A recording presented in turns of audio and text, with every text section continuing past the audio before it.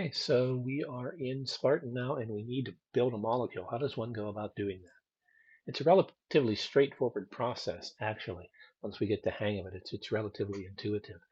The most important thing to get started with is to pay attention up here at the top, this icon that looks like a molecule of water right here.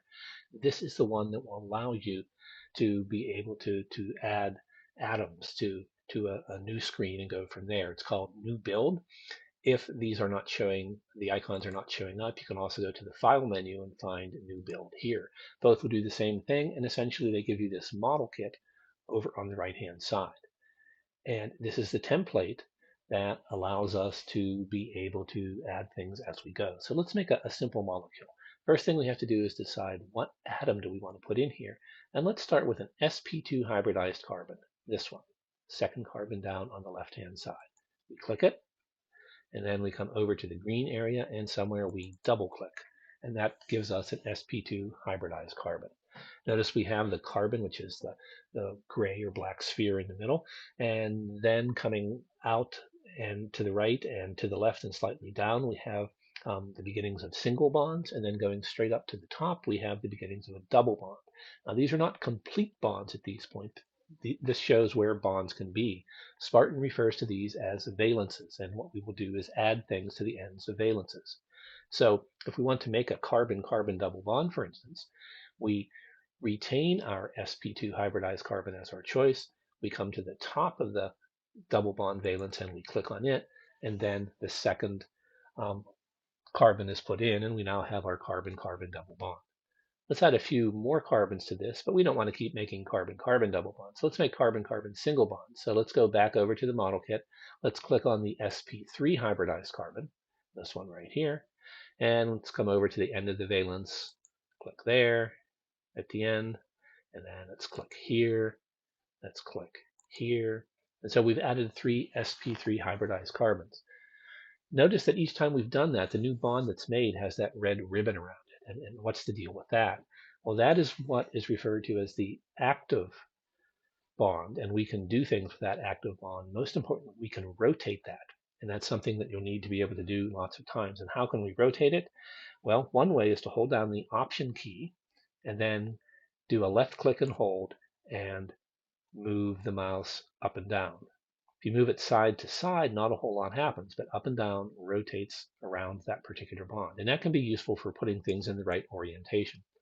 There's another way, and that is if you now notice we have this strip over on the left-hand side. It's kind of darker that has the red curved arrow up at the top.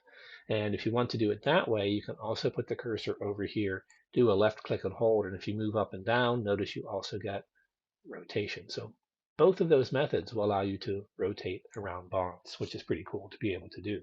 You can change the active bond whenever you want. Let's say we want to rotate around this bond. We click on it and notice that that is now where the red um, band is. And now notice that if we rotate, that's the bond we rotate around. So that's very helpful. All right, let's say we got here and what we really wanted to do was make a five-membered ring. And so we have to take these two carbon atoms and join them together. We have a couple of different ways of being able to do that. So what we need to do first of all is come down here to the bottom right-hand corner, and you can see there's this series of 4 icons down here. And I'm looking at the second one in, and this is the Make Bond icon. And if we click on that, that means we're going to be able to make a bond. So we click on it, and now there are 2 ways to make the bond. One is to click at the end of the 2 valences that you want to make a bond between. So for instance, this valence and this valence.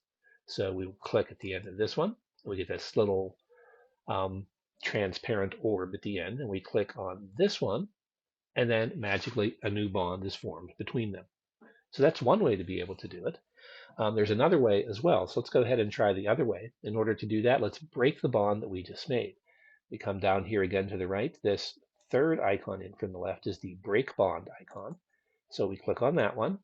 We come over, we point to the bond we want to break, and we click on it, and it breaks apart. And now we have 2 valences again. Now, let's say that you wanted to form a bond between those valences, but it was difficult to see the ends of the valences. And this will probably happen to you because sometimes the valences end up kind of stuck inside other atoms, or sometimes they kind of overlap with each other and it's hard to find the ends. And so another way of making the bond is to double click on the atoms between which you want to make the bond. So let's come back down here to the right and click on the make bond icon again. We want to form a bond between these two carbons. And so we will double click on this carbon and it gets the translucent fuzzy orb around it. And we double click on this one and then magically that bond is formed again.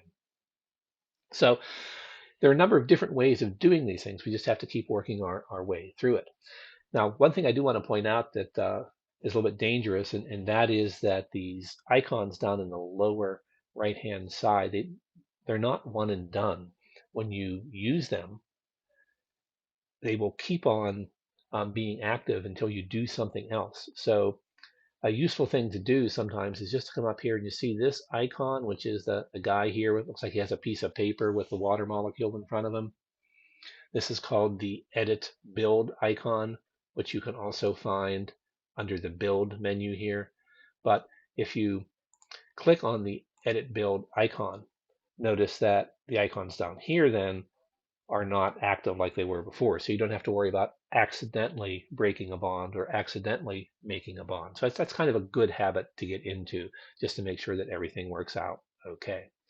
Now, let's say that you were wanting to add another atom to this particular thing, and now you've already done this. You've gotten out of the new build icon and you're here. The edit build is also where you can start making changes. You can do the same things in the edit build as you did under new build, except here you can do it on existing atoms. So let's say we wanted to put a chlorine on here somewhere. We now have all these valences attached there. We can come over to our model kit and click on chlorine, come over and pick a valence and put a chlorine at the end just by going to the end of the valence and doing a single click. And then suddenly there's a chlorine right there. Maybe you decide, oh, wait, it had to be a bromine and not a chlorine. What can we do here? Easiest thing to do is to erase the chlorine, come down to the bottom. The eraser allows you to erase things. Click on that. Go over to the chlorine, put the cursor on it and click, and magically the chlorine is gone.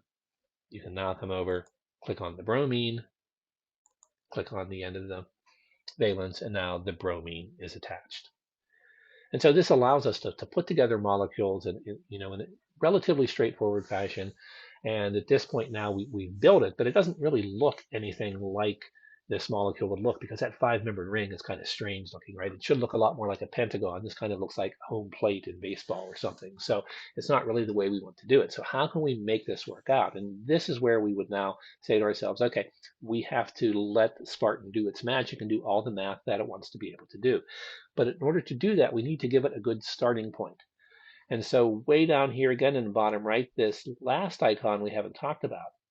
This one is the one that's called minimization. And what it does is that it takes all the bonds and all the angles and it sets them to standard values that we could have. Standard values for the length of a single bond, standard values for the angles of the sp3 hybridized carbons and things like that. And if you pay attention to that structure, when I click the minimize button, you'll see that it suddenly transforms itself into something that looks a lot more like what we would expect a five-membered ring to look like. So here I click the minimize, and that looks a lot better, doesn't it? So now everything is kind of in standard format. We can go ahead and say to ourselves, okay, let's let Spartan do its magic. So what we have to do now is do the calculations. Again, a couple ways to do that. We can come up and find this icon that looks like a piece of paper with a gear in front of it, which is the calculations. You can find that under the setup menu. Again, there's calculations there. Either one will do the same thing, and they bring up this calculation box. This is where we have to make sure we do everything the right way. Across the top, it gives us our task, and what we want is equilibrium geometry in the gas phase. This is kind of the default value. Basically, what this is going to do is tell us what's the energy of this thing if we had a gaseous molecule on it. But there are a whole bunch of different ways that we have of going about finding that, and some of them are quick and dirty. Some of them are very complicated and take a long time to do. We kind of do something that's in the middle. And so what we do is we change this to Hartree-Fock, And then we'll have a number of different choices of the Hartree-Fock methods. The one we want is the 3-2-1-G method. This is the way that, like I said, is kind of an intermediate method that's kind of sophisticated, but not overly sophisticated. And it works quickly, which is nice, and it gives us good results. We put all those things together. It's a perfect one to do for the kinds of things that we do. Over on the right-hand side, here we have to pay attention to some stuff, make sure that it is a neutral molecule, which it is. Make sure there are no unpaired electrons. We would only have this if we had a radical of some sort. But once we make sure those things are okay, we will submit our molecule and we click submit. And it asks you if you want to save it, and sure, why not? We'll save it. And then this box comes up and says that the process has started. Doesn't take long, that goes away. And then we're going to figure maybe 10 seconds tops. It comes up and tells us that it has been completed. And we say, okay. And then here's the molecule. You may have noticed there was just a slight transformation after I clicked OK. That's because it went into the overall conformation that the calculations told it to be able to get into. So this is what the thing looks like in its low energy conformation.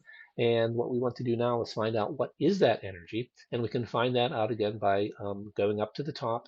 And we have a couple choices. This icon is the properties icon.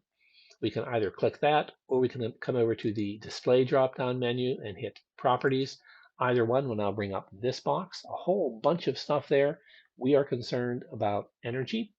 And so the third entry that we have from the top on the left-hand side gives us our energy. Here is negative 2752.59390 atomic units. Typically, we have 6 digits after the decimal place. In this particular one, we only have 5. It's important that you use every digit that it gives you.